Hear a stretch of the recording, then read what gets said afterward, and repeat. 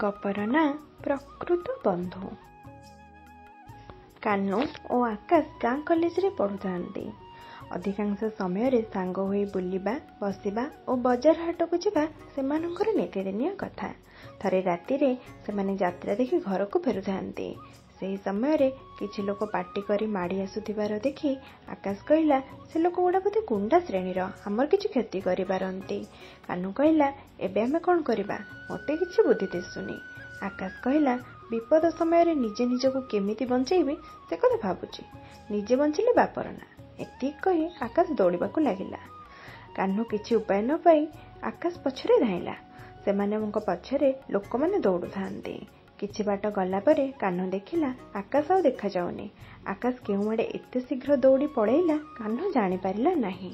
ନିକଟରେ ଥିବା ଏକ ପୋଖରୀ ହୁଡ଼ାରେ କାହ୍ନୁ ଶୋଇଗଲା।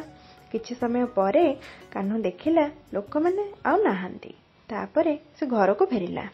ତା ପରଦିନ ଆକାଶ କାହ୍ନୁକୁ ପଚାରିଲା, କାଲି ରାତିରେ ସେ ଗୁଣ୍ଡାମାନେ ତୋର କିଛି ଅସୁବିଧା କଲେ କି? କାହ୍ନୁ କହିଲା, ସେମାନେ ଗୁଣ୍ଡା ନଥିଲେ, ବରଂ ଭଦ୍ରଲୋକ ଗୁଡ଼ା। ଆକାଶ କହିଲା, ସେମାନେ ଭଦ୍ରଲୋକ ବୋଲି ତୁ କେମିତି ଜାଣିଲୁ? କାହ୍ନୁ କହିଲା, ସେମାନେ ମୋର ଦେଖା ହେଲେ, ମୋ ସହିତ କଥା ହେଲେ। ଆକାଶ କହିଲା, ସେମାନେ ତୋ ସହିତ କେଉଁ ବିଷୟରେ କଥା ହେଲେ? କାହ୍ନୁ କହିଲା, ସେମାନେ ମୋତେ କହିଲେ ଦୁନିଆରେ ବହୁତ ବନ୍ଧୁ ମିଳିବେ, କିନ୍ତୁ ପ୍ରକୃତ ବନ୍ଧୁ କେବେ ବିପଦ ସମୟରେ ଦୂରେଇ ଯାଆନ୍ତି ନାହିଁ, ଦୁଃଖ ସମୟରେ ସାଥିରେ ଥାଆନ୍ତି। ପ୍ରକୃତ ବନ୍ଧୁ ସର୍ବଦା ତୁମର ସଫଳତା ପାଇଁ ଚେଷ୍ଟା କରିବେ ଏବଂ ସେ ଜାଣିଥାନ୍ତି କେଉଁ ପରିସ୍ଥିତିରେ କିପରି ବ୍ୟବହାର କରିବାକୁ ହୁଏ। କୌଣସି ଏକ ନିର୍ଦ୍ଦିଷ୍ଟ ଉଦ୍ଦେଶ୍ୟ ଥାଇ ଯଦି ବନ୍ଧୁତା ଆରମ୍ଭ ହୋଇଥାଏ ତେବେ ତାହା ବେଶୀ ଦିନ ତିଷ୍ଠି ରହିପାରେ ନା। ଜୀବନରେ ଜଣେ ଭଲ ବନ୍ଧୁ ମିଳିଗଲେ ଜୀବନ ଧନ୍ୟ ହୋଇଯାଏ, କିନ୍ତୁ ଜଣେ ଖରାପ ବନ୍ଧୁ ବିପଦକୁ ଠେଲି ଦେଇଥାଏ।